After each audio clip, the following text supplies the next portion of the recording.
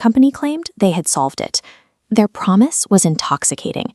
From a single drop of blood obtained with a quick finger prick, they could run a full panel of over 240 Yet, among all these titans of foreign policy and defense, there was an intentional, glaring omission. Not one of them was a diagnostic lab expert or a medical scientist. Edison machines in an empty room, and playing pre-recorded videos on their screens to fake a working laboratory. To speak up were crushed. When intern Tyler Schultz discovered the manipulated data, Theranos lawyers cornered him, issuing a temporary restraining order. Within months, the regulatory bodies moved in. The $9 billion valuation evaporated. The clinics were shut down, and Elizabeth Holmes faced federal charges for criminal fraud. In July of that year, the government officially banned Holmes from owning or operating a blood testing laboratory for 2 years. Internally, the structure broke down. Major backers filed lawsuits alleging securities fraud, and Theranos executed back-to-back mass layoffs, cutting nearly 500 jobs. Criminal defendants rarely testify. Yet, 3 months into the proceedings, Holmes took the witness stand for 7 consecutive days. Speaking in a natural, higher-pitched tone, she confirmed that the deep baritone voice she used to command boardrooms was a fabricated affectation. Silicon Valley in 2014 was obsessed with disruption. The ultimate prize was an idea that could streamline healthcare, and one company claimed they had solved it. Their promise was intoxicating. From a single drop of blood obtained with a quick finger prick, they could run a full panel of over 240 medical tests. The architect of this vision was Elizabeth Holmes. At 30 years old, she had secured over $900 million in funding, pushing her company, Theranos, to a staggering $9 billion valuation. Forbes crowned her America's youngest self-made female billionaire. This chart shows the fatal gap between the company's valuation and its actual scientific capability. The absolute minimum acceptable accuracy for medical diagnostics is 95%. Theranos' proprietary testing device, the Edison, failed at just 65%. 1 out of every 3 tests was wrong. A failing prototype in a closed lab is an engineering problem. But Theranos was actively deploying these machines to major pharmacy chains like Walgreens and Safeway, treating the general public as beta testers for incomplete technology. Ordinary people walking in for routine checkups were suddenly walking out with terrifying results. Healthy individuals received false positive cancer markers, while other patients were handed clean bills of health despite carrying undetected diseases like HIV. The scientific failure was absolute, and the human cost was mounting daily. Yet, despite entirely broken technology, a 19-year-old college dropout successfully maintained this illusion, keeping the world's smartest investors and regulators completely in the dark for over a decade. Holmes engineered her own credibility by absorbing the aesthetics of Silicon Valley royalty. She studied the tech founders who commanded unquestioning loyalty and methodically reverse-engineered their public presence. Every public appearance featured a black turtleneck. She adopted an artificially deepened, baritone speaking voice to command boardrooms.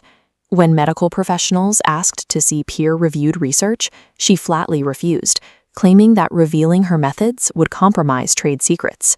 In the software industry, stealth mode protects untested code from competitors. Applying that exact same culture of secrecy to medical diagnostics removes the critical peer review process, the single mechanism designed to keep dangerous medical devices away from vulnerable patients. To bypass the skepticism of the medical community, Holmes recruited a board of directors so politically powerful it functioned as an unassailable shield of credibility. She brought in former secretaries of state like Henry Kissinger and George Shultz. U.S. Marine Corps General James Mattis was so thoroughly convinced by her presentations that he lobbied to deploy Theranos devices to soldiers on active battlefields. It was dubbed the most illustrious board in U.S. corporate history. Yet, among all these titans of foreign policy and defense, there was an intentional, glaring omission. Not one of them was a diagnostic lab expert or a medical scientist. This scatterplot illustrates the chaotic reality inside the Theranos lab. When Edison machines failed, staff employed a methodology known as repeat and delete. Technicians manually deleted the glaringly wrong data. By erasing their failures, they engineered a passing average out of thin air. For tests the Edison couldn't even attempt to process, Theranos quietly purchased traditional, third-party commercial machines from companies like Siemens to run the blood samples, passing the results off as their own proprietary innovation. The deception eventually required physical set design.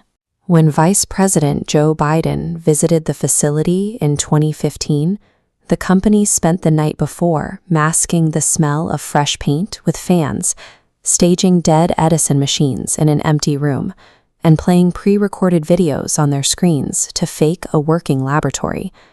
Theranos had completely abandoned the scientific method. They were operating a carefully managed theatrical production, designed specifically to pacify investors and regulators, while the actual lab burned behind closed doors. The pressure to maintain this illusion cost lives internally, too. Ian Gibbons, an esteemed British biochemist and the company's chief scientist, recognized the technology was failing. Facing intense legal pressure from the company to testify on their behalf and seeing no way out, Gibbons tragically ended his own life. Employees who tried to speak up were crushed. When young intern Tyler Schultz discovered the manipulated data, Theranos lawyers cornered him, issuing a temporary restraining order.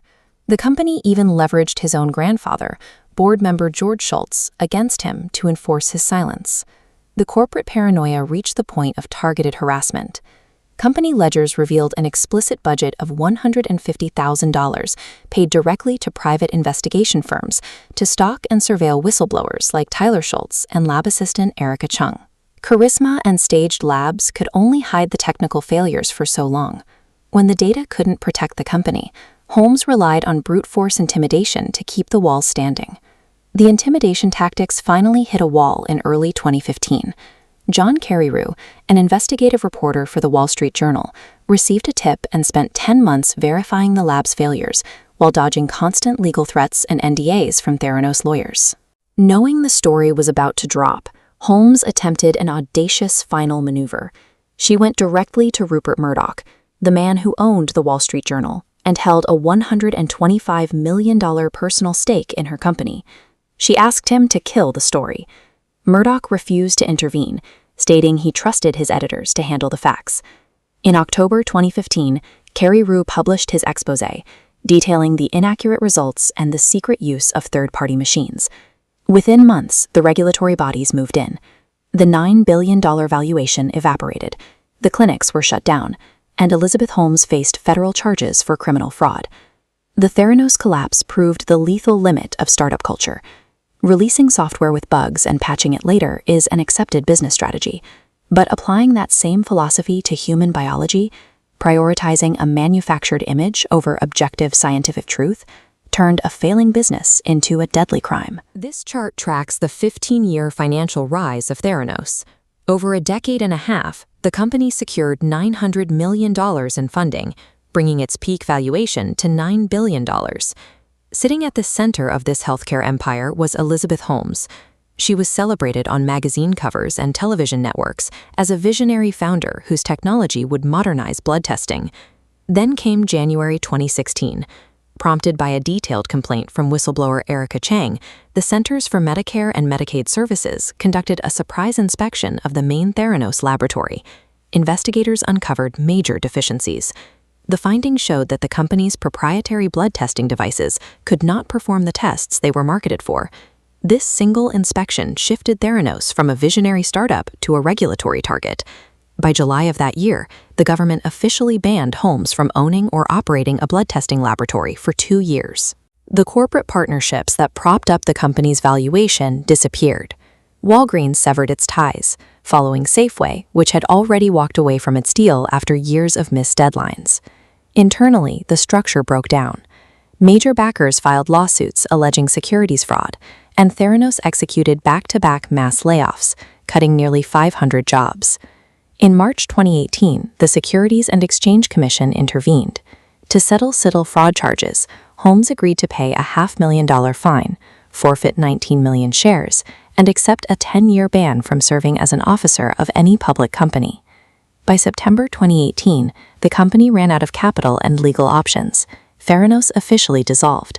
The focus then shifted from corporate failure to individual criminal liability. In August 2021, the federal trial of United States versus Elizabeth A. Holmes began in San Jose, California. Federal criminal defendants rarely testify. Yet 3 months into the proceedings, Holmes took the witness stand for 7 consecutive days. Under oath, she presented 3 core arguments. First, she claimed she never knowingly committed fraud because she genuinely believed her technology functioned as promised. Second, she pointed to her former business partner and boyfriend, Sunny Balwani.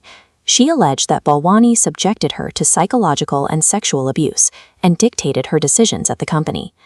Finally, she testified that a past sexual assault at Stanford University drove her to drop out and dedicate her life to building Theranos. The prosecution countered her testimony with internal documents and emails.